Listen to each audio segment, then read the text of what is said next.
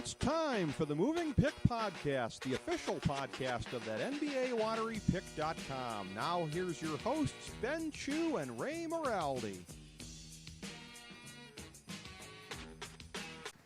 And welcome, folks, to the first, number one. Number one, Ray? Number one. Yeah. The first ever Moving Pick Podcast, the official podcast of that NBA LotteryPick.com. I'm Ben Chu, alongside me, the Ray. Man himself, the no-look pass, Ray Moralde. How you doing, brother? This is such a disaster.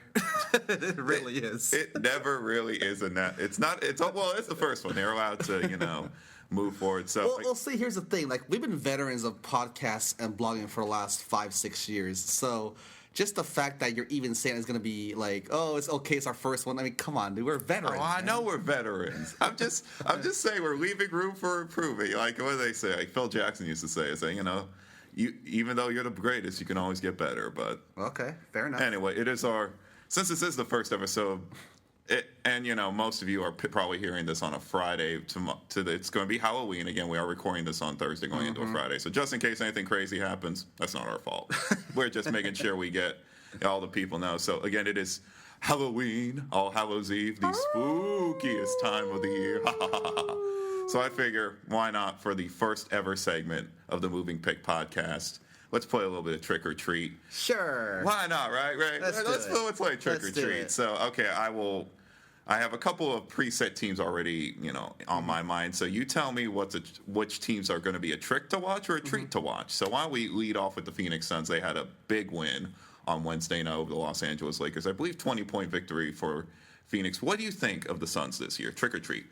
They have 3 point guards, Eric Bledsoe, Goran Dragic, Isaiah Thomas. They're going to be so fun to watch. So, of course, it's going to be a treat. Why not, right? I mean, you would think that. And, they haven't seen a three-guard lineup back to the old 96, 97 Danny Ainge coach Phoenix Suns. And Good history reference. yeah, I know. And I know. I pride myself on my history, but it's going to be interesting. It's with no Channing Frye this year. They're going to the Morris twins are going to get a lot more play down low underneath. Do you think they're going to have any more of a letdown? Because they barely missed the playoffs last year. Do you think that's going to come into play for a Hornets second year in the league? Here's the thing. Like, we talked about spacing off the air when it comes to the Suns. That Channing Frye opened up things for Goran Dragic and Eric Bledsoe. So now that Frye is gone, who's going to be your designated three-point shooter? Right. I guess they're going to depend on, like, Dragic and Bledsoe and Thomas themselves. The reason why I say they're a treat is because they're going to be so fun to watch. Now, if you're talking about playoffs, oh my God, it's gonna be so tough. Like, it's the Western Conference, man. It's gonna be so tough to get through. Even teams like New Orleans and the Houston Rockets, the Portland Trailblazers, it's gonna be so tough to get through. So, if you're talking about watchability, we're gonna go with a treat. But if you're talking about making the playoffs, it's a trick. Okay, I How's gotcha. that? See, that's the analysis that only the no-look pass can provide here on this podcast. So you said the Houston Rockets. So why don't we talk about the Houston Rockets? Started out 2-0. Had a couple two impressive ones. Again, I'm not really sure in regards to the quality of teams they played. In terms of this season, are they going to be a trick or are they going to be a treat? In terms of watchability, they're gonna be so bad to watch. Like, they're gonna be going to the line all the time. You'll get the spectacular Dwight dunk once in a while. You get the nice Euro stuff from James Harden, but really, it's just like it's a lot of ISO ball here. Get it to Dwight on the post. James Harden's gonna take on the whole team 1-on-5. So if you're looking for watchability, it's a trick. But they're a slight treat when it comes to making the playoffs because I just don't see New Orleans, Phoenix, and you said Minnesota's going to be a sleeper team. Right. They're going to be all better than those teams. They'll probably barely make the 8th seed because, again, we keep talking about how the West is so tough. They'll probably have 48, 49 wins this season because they've lost so many guys. Ashik, Lynn, handsome Chandler Parsons. God, he's so handsome. So handsome. Very handsome. But, the Houston Rockets, a little treat when it comes to the playoffs. Watchability, not so fun to watch. Unless you like ISO ball, I guess. Right, and there are people out there like ISO ball. Yeah. One question I have for you before we move to the final team. One thing that I specifically noticed in the Laker game and a little bit in the Utah game, Terrence Jones has been playing really well to start this season. Do you think he's going to be a bigger impact, or do you think he's just going to sort of fill into his role like he did last year? He has to now because they lost their number 3 guy in Chandler Parsons, so they need that third guy to step up. They tried to get a third guy in Chris Bosh. That didn't work out. I mean, they had to trade Lynn and Ashi just to get him. But at this point, like, he has to be the number 3 guy now. Like, who else are they going to depend on? Pat Beverly can't be that guy. No, I don't think so. I mean, if you're looking for a defensive stopper, Patrick Beverly's that dude. That guy's nuts, man. I love him. I know, I love him too. Yeah. And speaking of other teams that were probably on the that made the playoffs last year, but might fall off a little bit, even though Chicago has been being talked about as one of the top elite teams in the East, right? I'm still not sold yet necessarily, even though they pretty much just destroyed the Knicks on Wednesday night. Do you think this team is going to be a treat or a trick? Let's go through watchability again. Watchability. Sure. Oh my God, they're going to be so bad to watch. I mean, if you like grinding defensive teams, sure. And of course, Derrick Rose is pretty exciting to watch. But and I love Pau Gasol being, he's just Pau Gasol. I mean, you got to watch him every time. But offensively, I mean, come on. I mean, I know I'm not saying it's the greatest offense, but I'm just wondering because again, Derrick Rose is back. Mm-hmm. Even though again he did technically play last year, but I mean, if you only count like a couple of games and you count it as a season, I don't count it either, honestly. Yeah. But it feels to me that do you think they're going to be too reliant on Rose, or do you think they're going to be a little bit off? Just a little bit because now they have another offensive player in Pau Gasol. I mean, I hope he has a renaissance season this year. Noah should step up a little bit more. Jimmy Butler, when he comes back, should be a nice number 3, number 4 option. So they'll probably be a little less reliant on Rose. And as far as the playoffs go, I mean, most of us have them going to the Eastern Conference Finals. Right. So I think in that aspect, they're a treat. But, they're not going to be fun to watch. Do you think if this team doesn't make the Eastern Conference Finals that Tom Thibodeau's job might be at stake very soon? No. Who are they going to go after? I mean, well, that always happens. It sometimes changes. You never know. Yeah, I mean, but he's one of the top thing. 5 coaches in the league. Who are you going to replace him with? I mean, Jeff Van Gundy's out there, but I mean, he's got the same mentality. Right. George Karl is still out there. Might make them a better offensive team, but not sure if they'll make them better overall. So they're going to stick with Tibbs. Right. I mean, I feel like that too, but I think also, as you can probably understand, at some point the leash is going to get tightened a little bit because the Chicago team has to produce, especially if Rose is healthy. Right, yeah. But I still think they get a couple more years because, again, they're just getting Rose back. You can't go ahead and say, oh, you're in danger because they don't make the Eastern Conference Finals in Rose's first full year back from the injury. Right. Well, and another point, I think, in comparison to last year, and even though they're going to probably play the same offensive stuff through the entirety of the year, my thing overall is their bench is much improved. Mm-hmm. And I want to see, I think their season, and I've said this on Twitter multiple times, that if their bench can step up and guys like Mirotic and McDermott can put together solid offensive performances on a night-to-night basis, this team should go to the NBA Finals. And probably if everything works out for the Cards, they should win. Legitimately.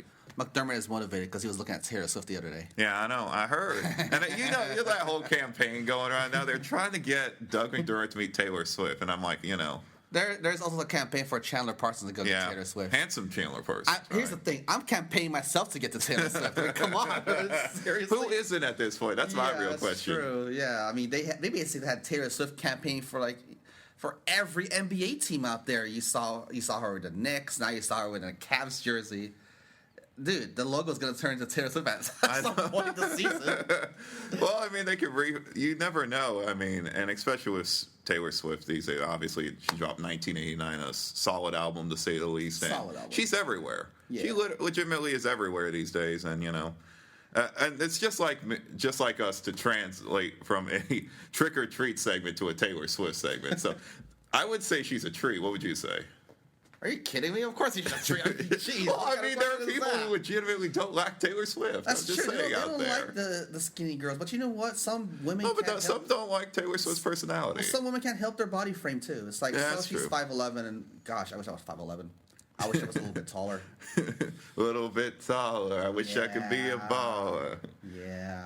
Oh, well. Well, kudos to Taylor for dropping 1989. Hopefully, Welcome to New York tour goes over well. So, I mean, hey, she garnered me retweets. She's garnered the site retweets. So, more kudos to her. Write a song about me, Taylor. I'm waiting. Just write a song about me. Clearly. And sadly, we don't have video because it's clear to me that Ray looking at that during that comment is just way too amazing for everyone at this period of time. So why don't we take a quick break? We'll get past the first segment of the day, and we'll move on to. We got to talk Anthony Davis in the second half, and then. We got to talk. It's Halloween. It's the spooky Halloween edition of the Moving Pick Podcast. So why don't we take a 20-second timeout, and we'll be right back. What's up, Internet? If you're a Los Angeles Clippers fan, you can check out the Full Sail Podcast, brought to you by the No Look Podcast Network at thenolookpass.com.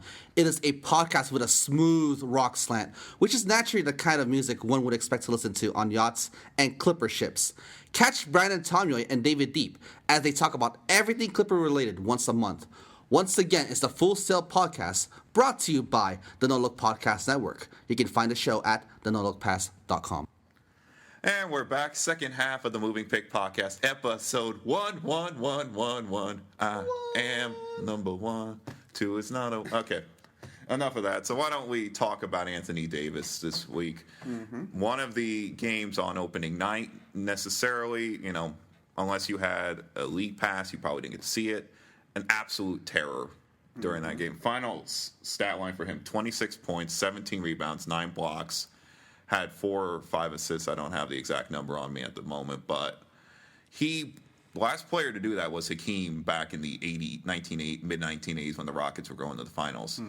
Overall, there's some discussion, and some would argue that he is the best player right now in the NBA on an individual level. Do you agree with that? Welcome to day one of overreaction. Seriously, we're already talking about best player after one game. I mean, geez, LeBron James hadn't played a game at the time, although of course he was terrible against the Knicks on Thursday night. But sure, he's the best player after one game. Let's just go with that. But I'm not gonna say, he's the best player right now. Oh, I don't know. I know that it's a loaded question. I always tell people there are certain questions that people will ask that are loaded, but. My thing, too, is that there are periods of time in the association, in the league, in the 80s and 90s, where not necessarily the best player in the league is the MVP, and the MVP is not necessarily the best player in the league. I'm just wondering right now, I would put him in my top 5 easily enough. And you could make an argument that so far this year he is the best player, even though it is one game. It's one game, man. I know it's one game, but I'm just saying logistically, there is a possibility that Anthony Davis, midway through this year, could be if New Orleans is anywhere near the playoff hunt, he should at least get a couple of first place votes for the MVP if they're anywhere near the playoffs, because he's going to be arguably. I'm trying to think of the most logical player. He kind of reminds me of maybe an Artis Gilmore in the early 70s that was just absolutely unstoppable. I know. And I'm just saying, he could pull it off. I don't think it's impossible. But, again, you're going to have people say Blake Griffin. You're going to people say Kevin Durant. You're going to have people that say LeBron James. I could make an argument right now that Anthony Davis has the chance to be the MVP this year.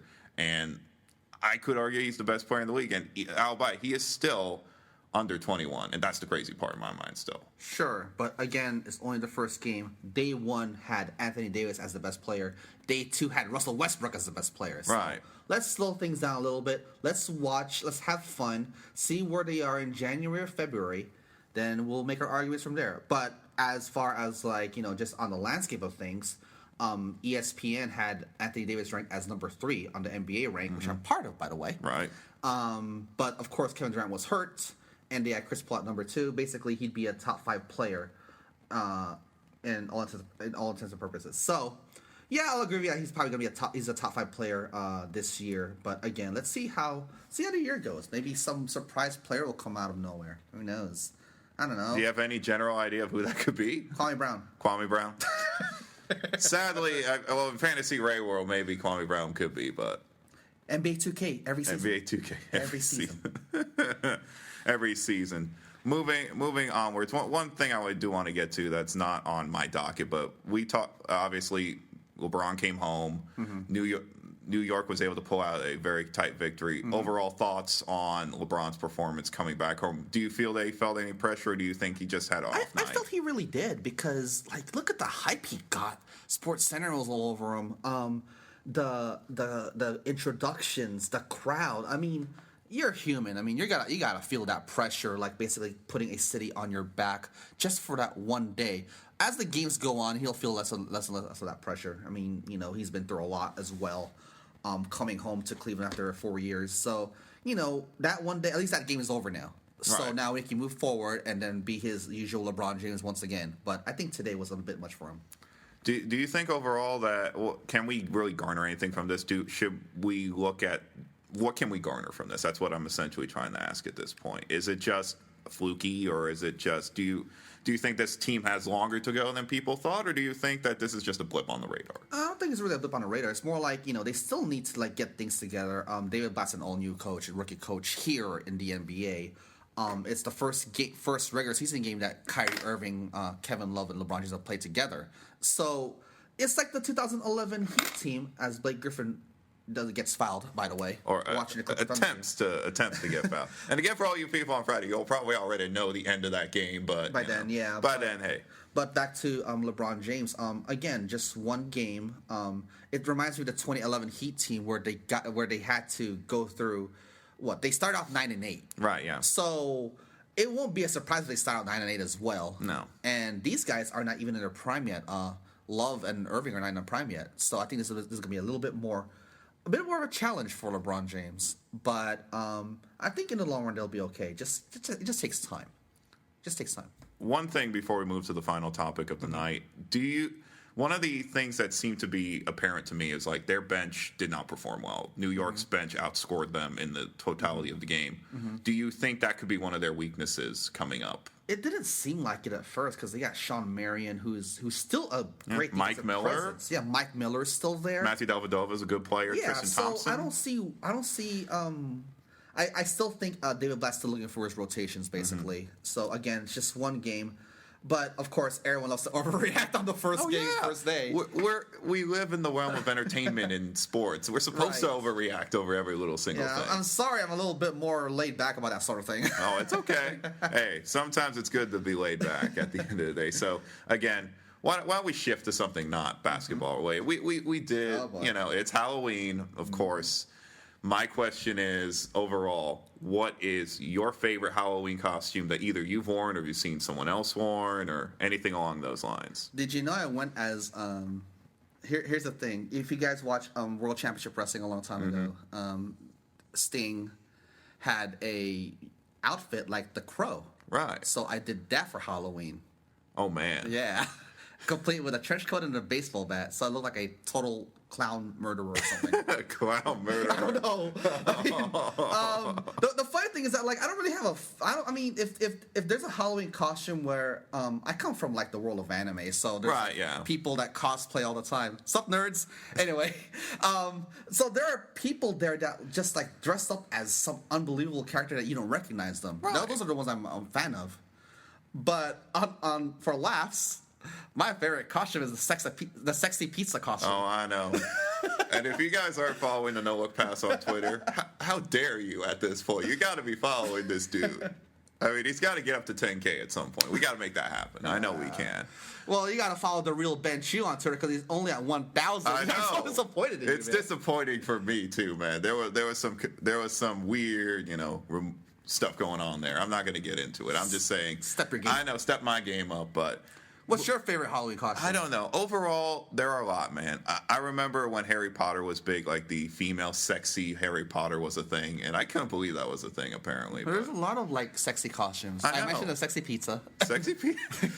My question is, it gets to the point where what isn't sexy anymore? It's they make everything. There was sexy Ebola costume this year. What? There was sexy Ebola costume. What does Ebola even look like? Well, no, to preface, it was the containment unit. And all that, the sexy container. And I mean, that's terrible. I know it really is. I'm just saying, but to be fair, costumes are costumes. Mm-hmm. Now, my question for you is, before we close out on this, is we all know Russell Westbrook for his crazy ways. He wore he dressed as the one of the prison guards from Orange Is the New Black. Mm-hmm. Final thing, what would you like to see Russell Westbrook wear as a Halloween costume? Dude, but it's Halloween for him every day. Oh, I know that, but what would you like to see Russell Westbrook in a costume? Oh, this is a tough question. I never even thought of this. Shoot. I can't think. He should dress up as Steven Adams with a mustache. I don't know. I'm just watching Steven Adams. I know. Dunking the Steven ball. Adams is everywhere, man. Yeah. Steven Adams. I can't really think right now. Like that's a really tough question. But jeez. Honestly, I would love to see Russell Westbrook go as a gumball machine. And I want to be heard out on this one because he's the type of player that will always deliver. But the problem is with the gumball machines that sometimes it gets stuck and it keeps going and sending you as many gumballs as possible. So I'm just saying. It's the different colors, man. That's it is the different colors. Yeah, well, because he's a colorful guy. He is a colorful guy. Yeah. Like he wore like that tinfoil outfit like on opening night. Yeah. Night? Or no, Wednesday night. Wednesday night. Yeah. Yeah. I feel like Russell Westbrook's costumes or clothes at some point. I keep calling them costumes, but they're not costumes. They're clothes. But is there anything that he couldn't get away with at this point? I don't think there is. I'm not even sure if he can get away with it because you hear the slander, you read the slander on Twitter. The slander's everywhere. Yeah, exactly. So I'm not sure if he can get away with it. Like, geez, the guy wore like a no sleeve leather outfit in the playoffs a couple years ago. Man. Like that's just. Crazy. I know. So Russell, if you're paying attention, you gotta, I don't know, maybe go old school. Maybe do a throwback like 40, 50 film noir type suit jacket. Just once. Something. Just for the people involved. So just so that we don't go blind occasionally looking at every single outfit he gets on. But hey, man, just keep doing you, Russ. Just you do what you do, man. We rep the colorful outfits here, so just to close on the show, any final thoughts? Final thoughts. I'm in Oregon now, guys, so I don't know when you guys are going to bring me back to California. This guy kidnapped me just to work with him, basically, and I'm already sick of looking at his face, so... That is clearly not true, people. Not true. He came here on his own resolve. Follow me on Twitter at the No Look Pass. Follow us at that NBA pick. Yes. And follow Ben at the real Ben Chu.